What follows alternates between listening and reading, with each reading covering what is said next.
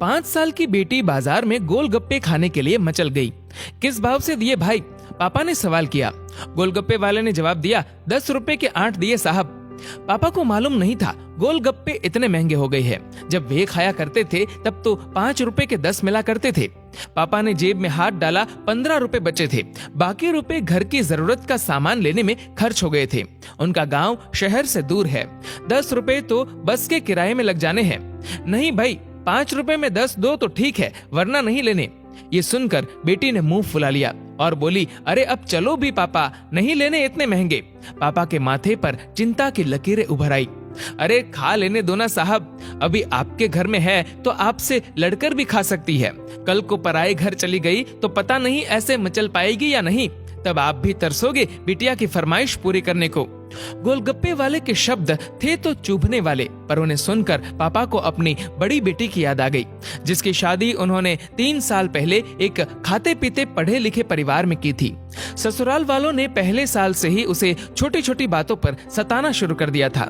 2 साल तक वह मुट्ठी भर भर के रुपए उनके मुंह में ठूसता रहा, पर उनका पेट बढ़ता ही चला गया और अंत में एक दिन सीढ़ियों से गिरकर बेटी की मौत की खबर ही मायके पहुंची। आज वह छटपटाता है कि उसकी वह बेटी फिर से उसके पास लौट आए और वह चुन चुन कर उसकी सारी अधूरी इच्छाएं पूरी कर दे, पर वह अच्छी तरह जानता है कि अब ये संभव नहीं है। दे दूं क्या बाबूजी? गोलगप्पे वाले की आवाज से पापा की तंद्रा टूटी।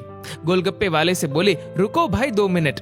पास ही में किराने की दुकान थी जहां से उन्होंने घर के लिए जरूरत का सामान खरीदा था। वे तुरंत उस दुकान पर गए और खरीदी गई 5 किलो चीनी में से 1 किलो चीनी वापस की तो 40 रुपए जेब में बढ़ गए। फिर ठेले पर आकर पापा ने डबडबाई आंखें पोंछते हुए कहा, अब खिला दे भाई। हाँ, तीखा जरा कम डालना, मेरी बिटिया बहुत नाजुक है। ये सुनकर 5 वर्ष की गुड़िया जैसी बेटी की आंखों में चमक आ गई और उसने पापा का हाथ कसकर पकड़ लिया। जब तक बेटी हमारे घर है उसकी हर इच्छा जरूर पूरी करे, कोशिश करे उसे हर संभव खुशी देने की। क्या पता शादी के बाद उसकी कोई इच्छा पूरी हो पाए या ना हो पाए।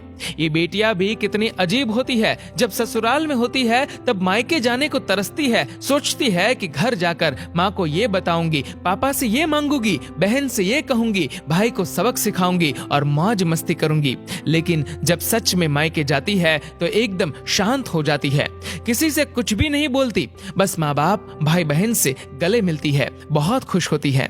भूल जाती है कुछ पल के लिए पति और ससुराल, क्योंकि एक अनोखा प्यार होता है मायके में, एक अजीब कशिश होती है मायके में। ससुराल में कितना भी प्यार मिले, माँ बाप की एक मुस्कान को तरसती है ये बेटियां।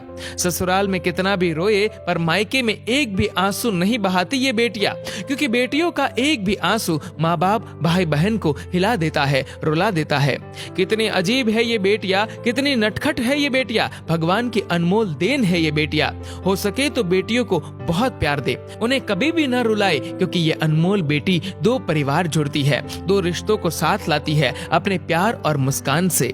ईश्वर से प्रार्थना यही है कि सभी बेटियां खुश रहे हमेशा, भले ही वो मायके में हो या ससुराल में। खुशकिस्मत है वो लोग जो बेटी के बाप है, उन्हें भरपूर प्यार दे, दुलार करे और यही व्यवहार अपनी पत्नी के साथ भी करे, क्योंकि वो भी किसी की बेटी है जो अपने माँ बाप का घर छोड़कर आपके साथ पूरी जिंदगी बिताने आई है।